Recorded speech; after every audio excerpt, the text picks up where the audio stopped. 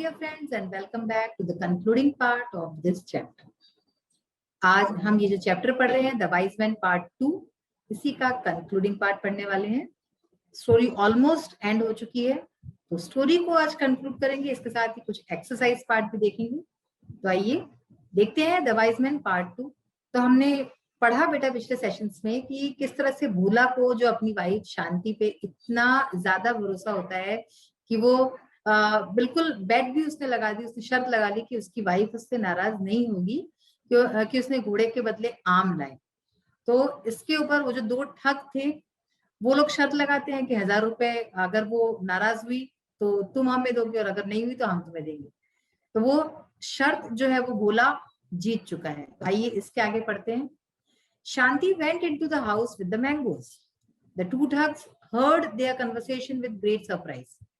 शांति जो है उन आमों को लेके अपने घर के अंदर चली जाती है और ये जो दो ठग हैं वो सारा इनका कन्वर्सेशन यानी संवाद जो है इन्होंने सुनी विथ ग्रेट सरप्राइज, बहुत ही ज्यादा आश्चर्य के साथ उन्होंने ये सारा जो इनका कन्वर्सेशन था सुना। कोई भी सरप्राइज होगा किस तरह से एक बीवी जो है उसके इस तरह के एक मूर्खतापूर्ण निर्णय के साथ है, पर वो साथ थी उसके।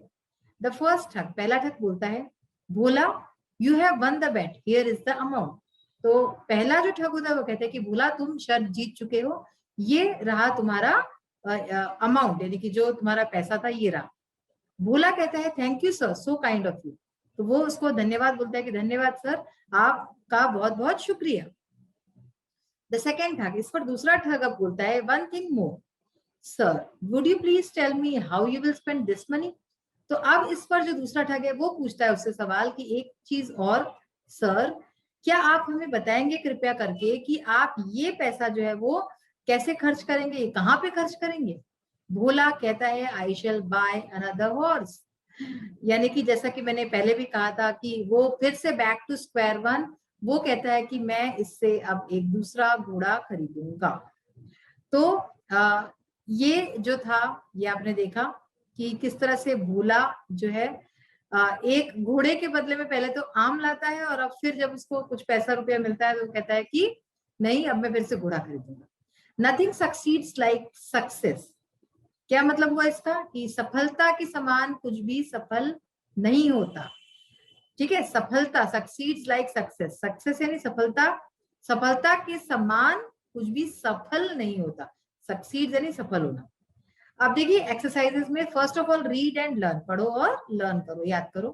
पहला शब्द है ठग, ठग का मीनिंग आपको बताया था मैंने, ईगर यानी उत्सुक, बैट यानी शर्त, सार खट्टा, डिसीव धोखा देना, चीप सस्ता, स्ट्रेंजर अजनबी, डिलिशियस यानी कि स्वादिष्ट, एंग्री यानी नाराज गुस्सा, डिसीजन यानी निर्णय और कन्वर्सेशन यानी कि संवाद। ये सारे वर्ड्स हैं।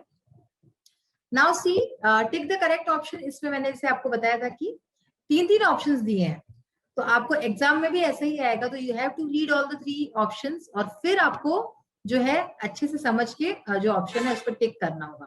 Where did Bhola meet the thugs, Bhola ठग से कहाँ मिला, भोपाल में, विलेज में यानी गांव में, या फिर मार्केट में। तो मार्केट में मिला था।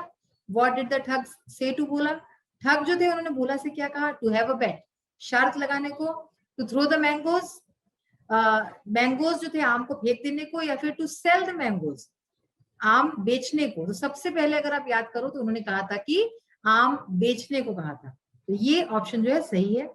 How much money was offered in the bet, शर्त में कितना मनी ऑफर किया था, कितना पैसा, 100 रुपीज, 100 रुपए, 10,000 रुपीज, 10,000 रुपए, या फिर 1,000 रुपीज, 1,000 रुपए। तो इसका आंसर है 1,000 rupees. With whom did Bhola return home, Bhola किसके साथ वापस आया, द ठग्स, फ्रेंड्स यानी कि दोस्त, या फिर स्ट्रेंजर्स यानी कि अजनबी। तो ठग्स, वो एक्चुअल में तो ठग ही थे तो इसलिए the thugs. Did the thugs succeed in their plan, क्या जो ठग थे वो अपने प्लान में सफल हुए, नो, यस, या फिर आई एम नॉट श्योर यानी मैं कह नहीं सकती या कह नहीं सकता। तो इसका आंसर है नो, प्लान में सक्सीड नहीं हुआ। अब इस तरह से ये जो बाकी के एक्सरसाइजेस है we have all done it earlier, grammar portion और जितनी भी एक्सरसाइजेस है ऑलमोस्ट हम सारी कर चुके हैं। अब हम आगे जो है आज एक स्टोरी पढ़ने वाले हैं। देखिए आज एक ये एक्सरसाइज हम करेंगे, let's write suppose you went to market yesterday. आप ऐसा मानिए कि आप कल मार्केट गए थे, describe about it in sentences of your own. तो आप मार्केट गए, उसके बारे में आपको डिस्क्राइब करना है, आपको बताना है कि आपने वहां पे क्या किया। Use the words given below in your sentences, और इसमें आप ये शब्द यूज कर सकते हैं, hustle and Bansal. Hustle and बसल का क्या मतलब होता है, बहुत ज्यादा भीड़ भाड़ होती है, शोर शराबा होता है, तो that is hustle and Bansal. Shopkeepers bargaining with customers, यानी कि जो दुकानदार है वो कस्टमर्स के साथ बार्गेन करते हैं, है ना, कि मोल तोल करना, मोल भाव करना। फिर है कलरफुल लाइटिंग, बहुत ही रंगीन जो है लाइटिंग वगैरह होती है। स्विंग्स होते हैं, झूले। स्वीट शॉप्स होती हैं, मिठाई की दुकानें। ईटरीज यानी खाने पीने की दुकानें। Fancy goods and clothes shop, ऐसे ही और कई सारी चीजें, और कपड़ों की दुकान। तो ये सारे वर्ड्स का यूज करके हम एक पैराग्राफ लिखेंगे, तो ये आज हम देखेंगे। अब देखिए लेट्स डू इट, आओ करें। अनसीन पैसेज है एक, इसको पढ़ के समझते हैं और फिर इसी के ऊपर बेस्ड कुछ क्वेश्चंस होंगे जो कि हम आज करेंगे। टू फ्रेंड्स यानी कि दो दोस्त। Two friends Deepak and Bhola were walking through the forest when a bear attacked them. दो दोस्त दीपक और भोला एक जंगल से होकर गुजर रहे थे जब एक बेयर ने, एक भालू ने उन पर अटैक किया, यानी आक्रमण किया। Deepak climbed a tree and sat there. Deepak ने क्या किया, एक पेड़ पे चढ़ गया वो और वहां पे बैठ गया। While Bhola remained on the road, जबकि भोला जो है सड़क पे ही रह गया, उसको चढ़ना नहीं आता था पेड़ पे। There was nothing for him to do but fall to the ground on the play and play dead. उसके पास करने के लिए कुछ भी नहीं था, वो कुछ नहीं कर सकता था, इसलिए उसने क्या किया, वो जमीन पे गिर गया और उसने ऐसा नाटक किया जैसे वो मर चुका है। The bear came up to him and sniffed. Bear जो था, भालू, उसके पास आया और उसको स्निफ किया, यानी सूंघा। The boy even stopped breathing. उस लड़के ने ब्रीद करना यानी सांस लेना भी बंद कर दिया डर के मारे, क्योंकि अगर वो सांस लेता तो भालू उसको खा जाता। The bear sniffed his face, decided he was dead and lumbered off. भालू ने उसका जो चेहरा था, उसका फेस वगैरह उसको अच्छे से सूंघा और फिर उसको लगा कि ये मर चुका है, और फिर वो लंबर्ड ऑफ, यानी कि लंबर्ड का मतलब भारी कदमों से वापस चला गया। When the bear had gone, Deepak climbed down and said with a smile. जब वो भालू चला गया तो दीपक नीचे आ गया पेड़ से उतर के, और हंसते हुए, स्माइल करते हुए, मुस्कुराते हुए उसने कहा, What did the bear whisper in your ear? भालू ने तुम्हारे कान में क्या फुसफुसाया? भोला said, भोला ने कहा, It said that someone who deserts his friends in times of danger is not a friend at all. भोला ने कहा कि, उसने कहा यानी कि भालू ने कहा कि जब कोई दोस्त जो है, जब कोई भी व्यक्ति कोई अपने दोस्त को अकेला छोड़ देता है, डेजर्ट यानी कि अकेला, एक डेजर्ट यानी कि रेगिस्तान होता है, इस डेजर्ट का मतलब है अकेला छोड़ना। कोई आपको अकेला छोड़ दे इन टाइम्स ऑफ डेंजर, खतरे के समय में, तो वो आपका दोस्त बिल्कुल भी नहीं है, यानी कि वो उसको बताता है कि तुम मेरे दोस्त बिल्कुल भी नहीं हो। तो आप देखिए इसी के ऊपर कुछ क्वेश्चंस है, तो ये भी हम आज देखेंगे। तो चलिए let's see all these exercises. Will start with the exercise of let's write. हमने कुछ वर्ड्स पढ़े थे इसमें, और उसका यूज करके हमें जो है एक पैराग्राफ लिखना था कि हम कल मार्केट गए थे, बीते कल, तो हमें उसके बारे में कुछ एक सेंटेंसेस लिखने हैं, एक पैराग्राफ लिखना है। तो देखिए, yesterday I went to the market। कल, yesterday यानी बीता हुआ कल, जो कल गुजर चुका है। कल मैं मार्केट गया, बाजार गया। There was hustle and bustle of vehicles। वहां पे जो है गाड़ियों की हसल बसल यानी कि शोरगुल और भीड़ भाड़ थी। देखिए अब हम ये पैराग्राफ जो है पास्ट टेंस में लिख रहे हैं, तो आप इस पे ध्यान दीजिएगा। वेंट यानी कि गो का सेकंड फॉर्म लग गया है ना, फिर देयर वाज, फिर से हमारा पास्ट टेंस है। There were different shops of different articles. वहां पे कई सारी शॉप्स थी, दुकानें थी कई सारी अलग अलग चीजों की, जैसे कि लाइक स्वीट शॉप्स, जैसे कि मिठाई की दुकानें। ईटरीज, खाने पीने की दुकानें। Fancy goods and cloth shops, जो रंग बिरंगी चीजें होती हैं, नई नई सी चीजें उनकी, और कपड़ों की दुकानें, ये सारी वहां पे थी। शॉपकीपर्स वर बार्गेनिंग। शॉपकीपर्स जो थे, दुकानदार जो थे, वो बार्गेन कर रहे थे, मोल भाव कर रहे थे। विद कस्टमर्स, किसके साथ? ग्राहकों के साथ। कस्टमर यानी ग्राहक। Shops were decorated with colourful lighting. दुकानें सजी हुई थी रंग बिरंगी लाइटिंग से।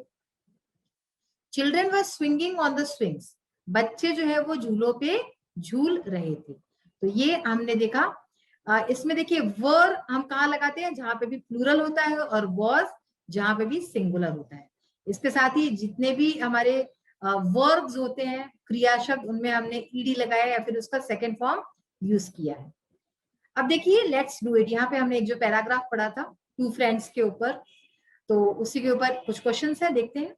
What happened when Deepak and Bhola were walking through the forest? क्या हुआ जब दीपक और भोला एक जंगल से गुजर रहे थे? When Deepak and Bhola were walking through the forest, a bear attacked them. जब दीपक और भोला एक जंगल से गुजर रहे थे, एक भालू ने उनपे आक्रमण यानी अटैक किया। What did Deepak do? दीपक ने क्या किया? दीपक climbed a tree and sat there. दीपक एक पेड़ पे चढ़ गया और वहां बैठ गया। क्लाइंब यानी चढ़ना, ठीक है ना। Next is what did Bhola do? Bhola ने क्या किया? Bhola fell to the ground and played dead. Bhola जमीन पे गिर गया और उसने मरने का नाटक किया। What did the bear do? जो भालू था उसने क्या किया? The bear came to Bhola and sniffed. Bear जो था, भालू जो था, वो भोला के पास आया और उसको सूंघा। इट स्निफ्ड हिज फेस, उसने उसका चेहरा सूंघा। डिसाइडेड ही वाज डेड, उसने निर्णय लिया कि ये मर चुका है। एंड लंबर्ड ऑफ, और फिर भारी कदमों से वापस चला गया। What did Deepak say to Bhola when the bear had gone? दीपक ने भोला से क्या कहा जब वो चला गया, जब भालू चला गया? After the bear had gone, Deepak asked Bhola what the bear whispered in his ear. जब जो है भालू चला गया, तब दीपक ने भोला से पूछा कि भालू ने तुम्हारे जो है कान में क्या फुसफुसाया, क्या विस्पर किया। What did Bhola say to him? भोला ने उससे क्या कहा? Bhula said to Deepak that someone who deserts his friend in times of danger is not a good person at all. तो इसके जवाब में भोला ने दीपक से कहा कि जो व्यक्ति आपको जो है आप अपने दोस्त को जो है डेजर्ट करता है, अकेला छोड़ देता है खतरे के समय में, वो आपका दोस्त नहीं हो सकता, वो एक अच्छा आदमी बिल्कुल भी नहीं हो सकता। Was Deepak a good friend? क्या दीपक एक अच्छा दोस्त था? तो नहीं, no, Deepak was not a good friend. Deepak बिल्कुल भी एक अच्छा दोस्त नहीं था, क्योंकि अगर वो एक अच्छा दोस्त होता तो अपने दोस्त को मुसीबत के समय छोड़ के अकेला नहीं चला जाता। Match the following words with their meanings. तो अब यहाँ पे वर्ड मीनिंग है, हमने डायरेक्टली आंसर्स दे रखे हैं। देखिए ब्रीदिंग, फर्स्ट वर्ड है ब्रीदिंग। जो ये सारे शब्द हमारे इस पैराग्राफ में आए हैं जो अभी हमने पढ़े थे, तो ब्रीदिंग का मतलब होता है to take air into lungs and expel it, यानी कि जो सांस लेते हैं, यानी हवा अपने लंग्स में लेना और उसको छोड़ना, that is called breathing. Sniff, to smell by drawing air suddenly through the nose, यानी कि सूंघना, अचानक से अपने नोज में एकदम से सांस लेके सूंघना जो है वो स्निफिंग कहलाता है। लंबर्ड ऑफ, इसका मीनिंग है walk away with heavy steps, यानी भारी कदमों से चलना। प्ले डेड, इसका मीनिंग है to pretend to be dead, यानी कि मरने का नाटक करना। प्रिटेंड यानी क्या होता है, कोई चीज दिखावा करना। अटैक यानी कि टू अटैक, टू एक्ट हार्मफुली, जब जो किसी को हार्म पहुंचाए, नुकसान पहुंचाए, ऐसा कुछ एक्ट करना, वो होता है अटैक। तो बच्चों आज ये सेशन हमारा यही फिनिश होता है। हमने चैप्टर पूरा पढ़ लिया, बहुत ही मजेदार चैप्टर था। दो इसके पार्ट्स थे, the wise man part 1 and part 2, और दोनों ही पार्ट बहुत मजेदार थी। नो डाउट आपको भी मजा आया होगा।